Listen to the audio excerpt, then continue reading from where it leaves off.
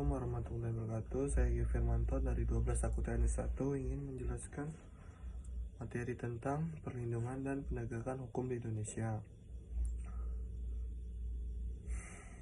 Pengertian hukum. Perlindungan hukum adalah pengertian hukum. Pengertian hukum ialah peraturan-peraturan yang memaksa yang menentukan tingkah laku manusia dalam lingkungan masyarakat yang dibuat oleh badan-badan resmi yang berwajib. Apabila terjadi pelanggaran maka diambil tindakan dengan hukuman yang tertentu. Beberapa prinsip utama perlindungan hukum di Indonesia antara lain perlindungan hak asasi manusia atau bisa disebut HAM, perlindungan terhadap keadilan, dan akses terhadap keadilan. 2. Penegakan hukum di Indonesia.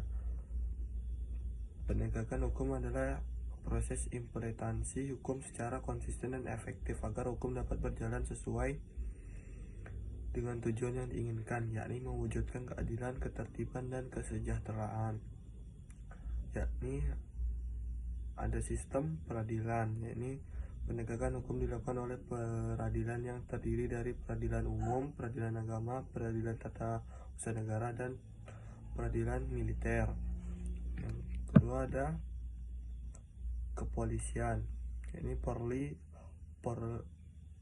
bertugas sebagai aparat penegak hukum yang berfungsi untuk menjaga keamanan, melakukan penyelidikan dan penyidikan serta menindak pelanggaran hukum. Yang ketiga, jaksa dan kejaksaan. Kejaksaan berperan dalam penuntutan perkara pidana di pengadilan, sedangkan jaksa memiliki kewenangan untuk menyusun dakwaan dan membawa perkara ke pengadilan agar terdakwa diadili sesuai dengan hukum yang berlaku. 3. Tantangan dalam perlindungan dan penegakan hukum di Indonesia. Tantangan yang ini ada beberapa. Yang pertama, korupsi dan penegakan hukum. Salah satunya tantangan utama dalam penegakan hukum di Indonesia adalah korupsi di kalangan aparat penegak hukum yang dapat merusak integritas sistem hukum dan menghalangi terciptanya keadilan. Kedua, keterbatasannya akses dan kesadaran hukum.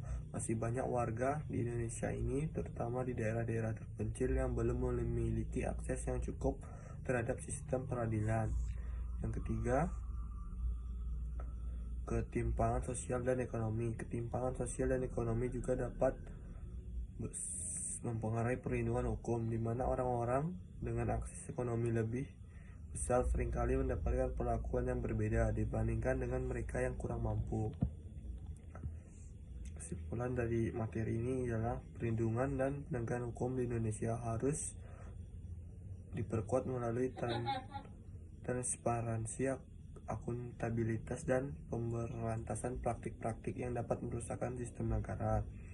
Negara harus memastikan bahwa setiap warga negara tanpa terkecuali mendapatkan hak yang sama di depan hukum dan memperoleh perlindungan hukum yang efektif. Upaya yang dapat kita atasi berbagai tantangan dalam sistem hukum Indonesia harus dilakukan secara berkelanjutan agar hukum benar-benar dapat menjadi alat untuk mewujudkan keadilan sosial bagi seluruh rakyat Indonesia. Sekian, terima kasih materi yang saya sampaikan. Assalamualaikum warahmatullahi wabarakatuh.